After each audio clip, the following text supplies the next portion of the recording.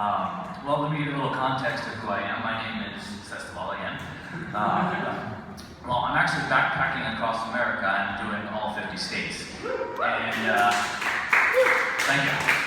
It's nice to get a lot of walking. Yeah, it's like, I have a list of 50 things I always want to do, and doing stand-up was always one of them.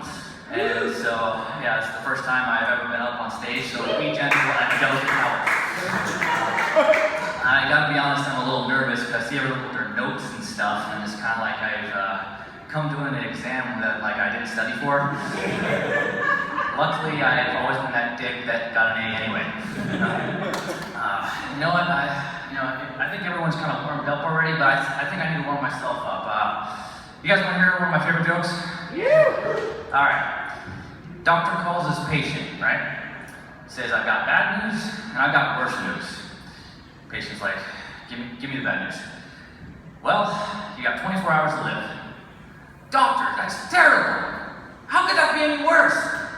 I've been trying to get a hold of you since yesterday.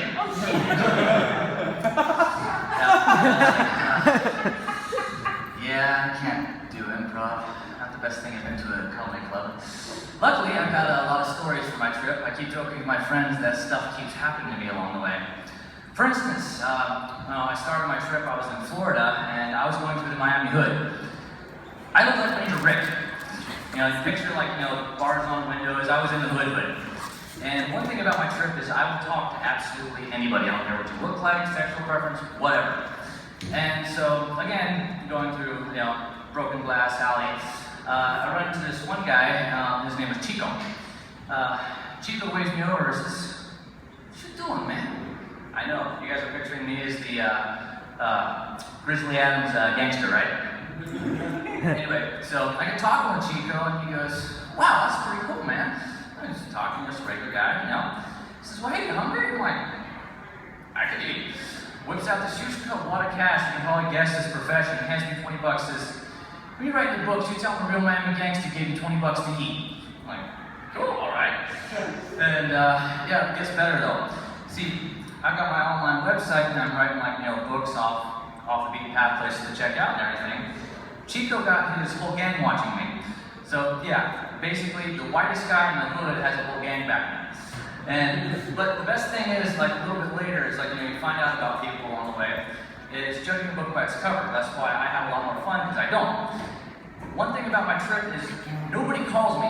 Everyone either Facebooks or texts me.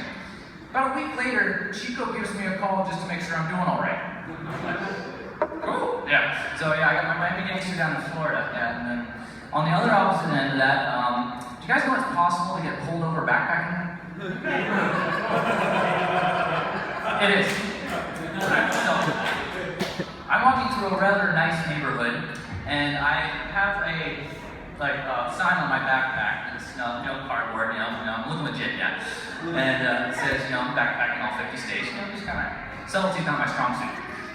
And so I'm walking through this pretty nice neighborhood, and all of a sudden I hear, woo! Nobody's speeding by. You're with a backpack. Yeah? Pull over. I'm on the sidewalk. And so he gets out of his car and everything. But what really threw me was, okay, we're in Florida. This guy has an English accent. I'm like, did I walk on an episode of Doctor Who? No. And so I asked him, did he have an exchange program or something like that? Yeah, and he said he moved there or whatever, but yeah. And he was just saying, I just want to make sure you're legit, because we got a lot of vagrants coming through and everything. I responded by, well, bums don't have business cards. Yeah. And so, yeah, I've had a lot of fun on this trip so far. Stuff just keeps happening to me. My one buddy, Harley, actually joined me for a little bit, and we did a little mini road trip through Maine.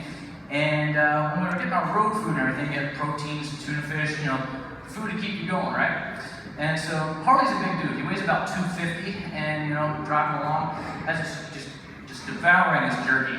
Hands me a piece, and I go, dude, you need to stop eating that right now. He's like, why? It's covered in mold, dude. Luckily, he didn't get sick. but the moldy jerky farts got kind of old. So, my name is Seth Cavallo. My website is liveontheoutside.com if you guys want to watch.